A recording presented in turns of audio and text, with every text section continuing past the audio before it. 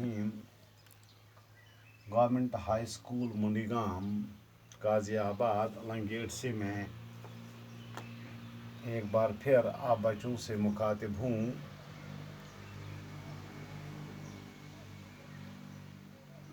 कल मैंने आपको कसीदा शायर आशूब जो मिर्ज़ा मोहम्मद रफ़ी सौदा ने लिखा है उसी के बारे में इब्तिदाई कलिमात के साथ साथ कुछ अशआर को भी समझाने की कोशिश की, और आज मैं कोशिश करूँगा इस कसीदा शायर आशूब का एक खुलासा आपके सामने रखूँगा। सबसे पहले ये हम जानेंगे कसीदा किसे कहते हैं। कल मैंने आपको बताया जिस में शायर किसी की भलाई या बुराई यानी हिजू बयान की जाए, यानी जिस में कोई भी शायर किसी शख्स की अच्छाई या बुराई बयान करे।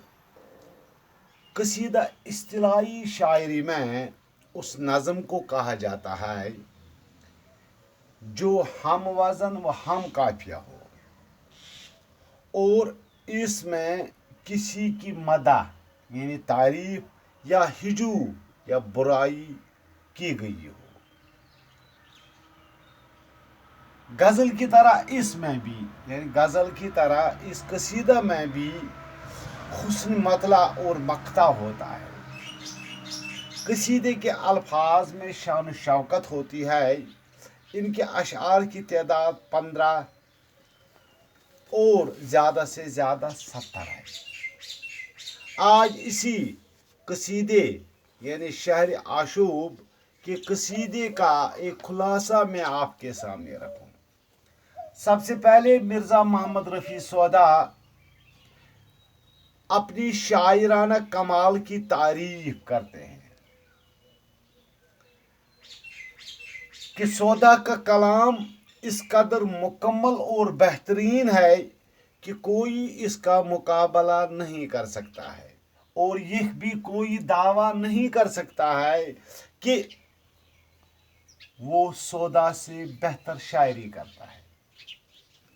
इसके बाद शायर अपनी ही तारीफ मगर किसी और की ज़बानी करता है, यानी वो कहते हैं कि मैं हजरत सौदा को सुना बोलते यारो अल्लाह रे क्या नज़्म बयान है कि मैंने हजरत सौदा का कलाम सुना तो मैं इस कदर मुतासिर हुआ कि बाकी सारे शायरों का कलाम इसके सामने बहुत कमज़ोर नज़र आया। ये मैंने कल भी आपको बताया है, और इसके अलावा मैंने कल आपको ये भी बताया है कि जब इसी से किसी ने पूछा कि दुनिया में कोई ऐसा शख्स है जो गम अलम से आज़ाद हो, जो गम अलम से आज़ाद हो, तो इसका ये जवाब है आप चुप कीजिए, खामोश रहिए। इसका जवाब फरिश्ते भी नहीं दे सकते हैं, क्योंकि फरिश्ते हमेशा अल्लाह की इबादत में मशगूल रहते हैं। इसके बाद ये ज़रिए माश यानी इस पुरआशूब इस शायर आशूब का हाल बयान करते हैं कि यहाँ पैसा कमाना यानी ज़रिए माश इस ज़माने में इंतहाई मुश्किल है। कितना मुश्किल है कि अगर कोई शख्स ज़रिए माश के लिए उसको घोड़े की ज़रूरत हो है वजह माश अपनी सोच जिसका ये बयान घोड़ा लेके अगर नौकरी करते हैं कसू की, अगर कोई शख्स घोड़ा लेके किसी शख्स के पास अपना ज़रिए माश कमाने के लिए नौकरी करता है, नौकरी तो वो करता है लेकिन तनख्वाह का फिर आलम बाला पे मकान है कि उससे तनख्वाह मिलना, उससे रोजी रोटी कमाने का जो ज़रिया है, जो पैसा है, ये दूसरी यानी नामुमकिन है कि मिलना है, ये भी बयान करते हैं।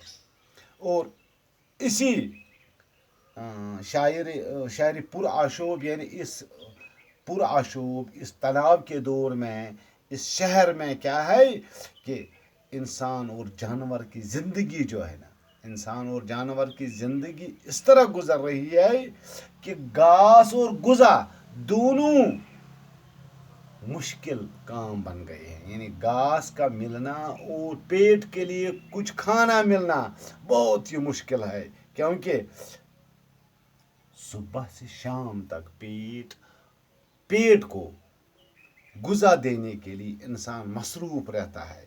اگر وہ جو کچھ بھی کماتا ہے دکاندار کو حوالے کر کے بھی اس کا پیٹ بھرتا بھی نہیں ہے.